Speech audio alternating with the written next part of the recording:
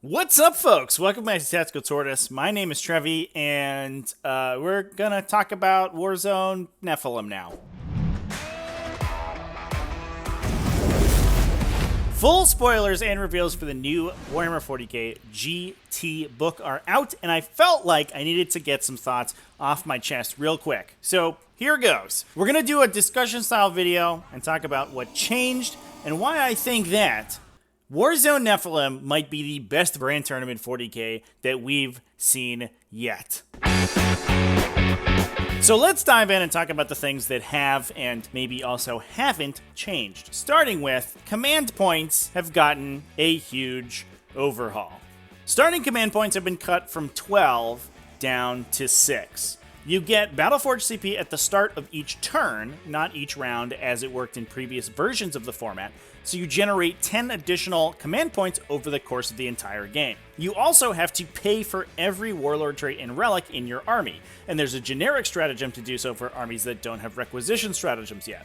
So you don't get any free. Overall, this means that most armies will start with a single detachment, probably a battalion detachment, to be the most efficient, and have to drop 3 to 4 CPs on pre-game selections like relics and warlord traits, so we'll often start the game with only 2 to 3 command points. But remember, by turn 2, that means you'll be back up to 5 CP thanks to that faster CP regen. This means that command points are overall more valuable, but also more evenly spread out over the course of the game, so you have access to your more powerful stratagems later on, rather than just in the first 1 to 2 battle rounds before you've blown your entire load.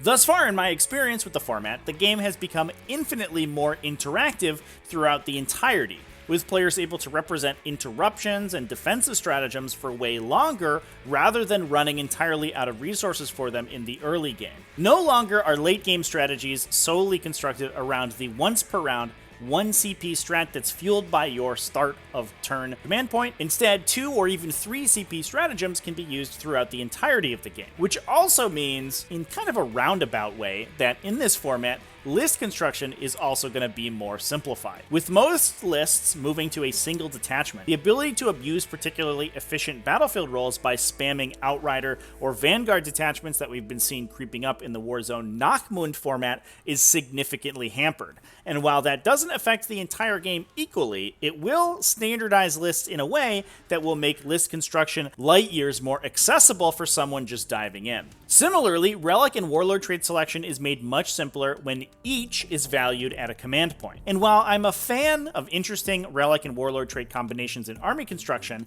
I recognize that simplifying the system does make list building overall less convoluted. There are also some interesting repercussions to this change. First off, for factions without powerful relics and warlord traits, they now have the option to leave those at home and save themselves a few command points. In this way, factions with lots of hyper-effective character combos have to pay an additional tax of CP, which should help equalize the factions against one another slightly more. Secondly, to my knowledge, this change effectively divorces your warlord trait selection from your warlord choice, assuming that you have requisition stratagems that can target your non-warlord characters. This change makes characters like Supreme Commanders, who are often required to be the Warlord, and previously ate a Warlord trait slot with a trait that wasn't the most optimal pick in the galaxy, no longer tethered to those traits. So you can spend the command points for that slot elsewhere rather than being saddled with them eating space for one of your precious combo pieces. Now, on a personal level, I am a little saddened by this change, since I love Hero Hammer and unique combos in relics and warlord traits are, to me, one of the most intriguing parts of 40k list building, which I think will be left by the wayside in light of this change. But I also have to recognize my own bias. Playing Tyranids, an army with an S-tier selection of unique relics and traits, gives me a very different perspective on the mechanic from an army like, for example, Necrons, which only have a handful of realistically playable options. So while it's unfortunate that we'll see less interesting and unique characters, there are dozens of fringe playable options that will be sunk deeply into the quagmire of not worth it. So ultimately, for the balance and simplicity of the game, I can't help but feel that this is going to be a positive change. But those aren't all the changes to the format, which is bringing huge changes to secondary objectives. Overall, it looks like core secondaries have been largely simplified, with the upper and lower echelons of secondaries being removed entirely. No-brainer secondaries like Stranglehold and To the Last are getting removed, with some trap, pretty fringe playable secondaries like Pierce the Veil and Titan Hunter getting also removed entirely. On top of some pretty important buffs to the middle-of-the-road objectives like Raise the Banners High, this goes a long way to equalize the power level of secondaries and removes many of the auto-includes. Although, to be fair, Psychic Interrogation is getting a buff, and I'm not sure why, but maybe they're banking on it being harder to score with less characters being in the field. I have no idea. That one's a little baffling to me. But these are relatively small potatoes. Instead, the biggest change here is faction-specific secondaries, which the book includes a lot more of, and the existing secondaries have been entirely rebalanced and look on the whole to be absolutely sick. It remains to be seen which secondaries and factions will come out on top with their faction-unique objectives. I'm sure there will be a few no-brainers in there that will entirely change the faction dynamic, but giving each faction a suite of unique and playable alongside one another, since you can take multiple faction objectives now, gives the designers more levers to pull when it comes to faction balance in the future. My hope is that underperforming factions were treated to some more powerful secondary reworks, but ultimately, time will tell which factions got the best end of the stick when it comes to the final shakeout of the metagame. Now that said, we do have some sad stuff to talk about, because if there's one disappointment about the updated format, it is that the missions themselves are largely unchanged.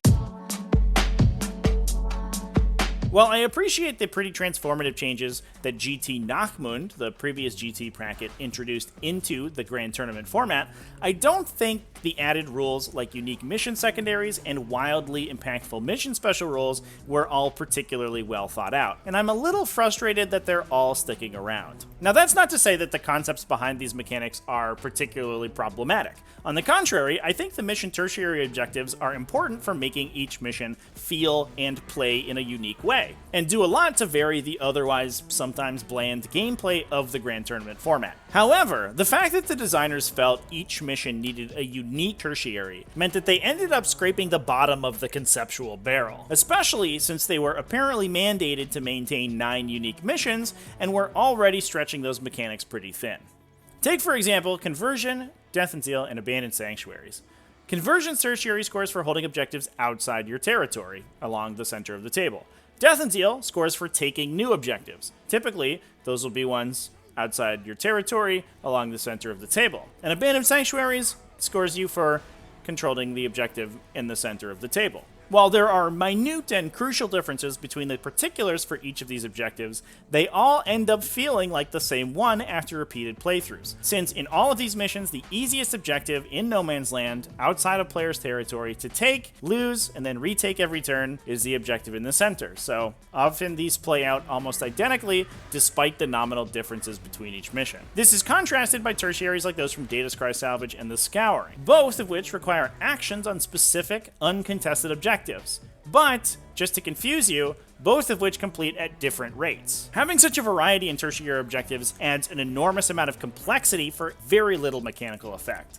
It's often difficult to keep these mechanics separate between different mission playthroughs, especially when those missions are otherwise often identical, sometimes even with identical distributions of deployment zones and objectives. More standardization would be helpful here, and I wish similar tertiary objectives would just be rolled into a single one that was repeated over a couple of different missions. Even better, some of the more interesting tertiary objectives, like Tear Down Their Icon's special objective Detonation, could have been extrapolated on in missions that it works well with to provide even more engaging gameplay, since there are some real gems of tertiary objective design in there, but they aren't repeated across multiple missions. The other mechanic by which the format tries to differentiate the missions are their special rules. These are often transformative and can entirely redefine how the game plays on that particular mission. These special rules have many of the same problems as the mission tertiary, with several of them being very similar, like Death and Zeal and Data's Cry Salvage locking objectives, with, again, minuscule, almost inconsequential differences,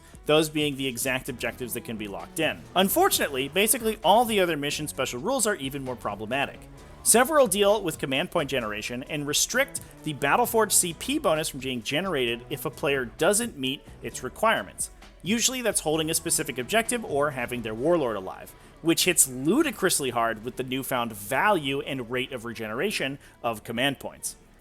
And then there's Abandoned Sanctuaries, which removes any forward deploy or pre-game move effects from working outside a player's own deployment zone. I understand the need for this restriction. In that mission specifically, it's to prevent players from accruing big leads early versus slower opponents by dominating multiple centerline objectives with forward deploying units.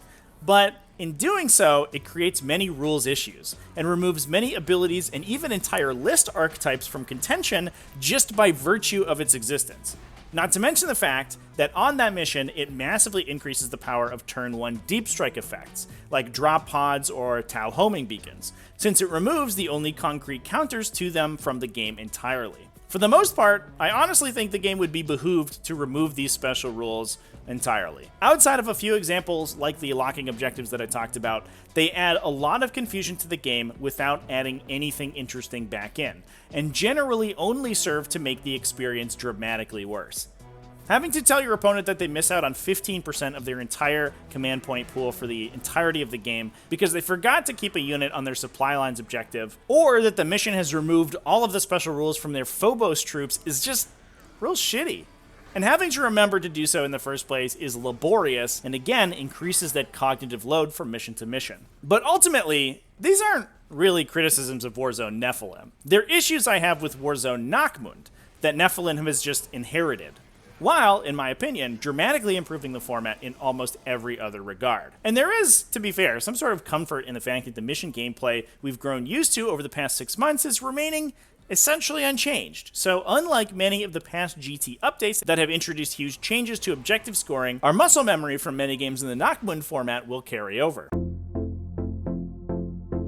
Now, before I wrap things up for this video, I want to take a moment to recognize that I don't think the changes introduced in Warzone Nephilim are going to affect each faction equally. Command point economy is not the same across all armies in 40k. Many factions have access to superlative CP regen. Some have very little effective use for their CPs and spend them like water, and some are utterly reliant on pre-game command point spend. Factions like Space Marines are often reliant on their stratagems in-game, but also dependent on pre-game command point purchases like Warlord traits and relic combos to make their list archetypes work efficiently. And despite their access to a plethora of awesome new secondary objectives, I have a suspicion that the command point changes may end up making this change a net negative for that army in particular. Now that said, at the time of recording, the updated points document for the new format has not yet been revealed, so we don't know how unit values are changing. But I hope that armies like Space Marines will get some additional cuts to compensate. We'll just have to wait and see. Warzone Nephilim is a much-needed balm in what is otherwise a relatively dark age for the Warhammer 40,000 scene. The metagame right now is beset by broken codices and super-powered combinations, but Nephilim is here with a much-needed change of pace, and with its focus on faction-specific scoring, a new lever by which the game can be rebalanced to address these issues. Despite the criticisms I've leveled at Warzone Nachmund's mission design, I think the mechanics it introduced were unique, interesting, and, most importantly, dramatic improvements over past Grand Tournament formats. And Warzone Nephilim is simply improving even further on what is an already successful formula. While there's still a little ways to go, with this release, it finally feels like the GWOP team is finally hitting a stride with their format design, and now just iterating to make the game even better. Which is why I think Warzone Nephilim is going to be some of the most awesome 40k the game has seen in a long time. And with that, we'll wrap up the video. Thanks for watching all the way to the end. Let me know down in the comments what you think about the Warzone Nephilim format. Big thanks as well to everyone who supports the channel, either over on Patreon at patreon.com/tacticaltortoise, YouTube channel members you can join in the link down below the video, and Twitch subscribers who support me during my live streams. All you people are phenomenal, and I love you. I'm also going to be live streaming games of Warzone Nephilim on my Twitch channel all the way through the week, so head on over there if you haven't yet. It's gonna be a grand old time. And with that, remember to keep it classy, folks, and have happy wargaming.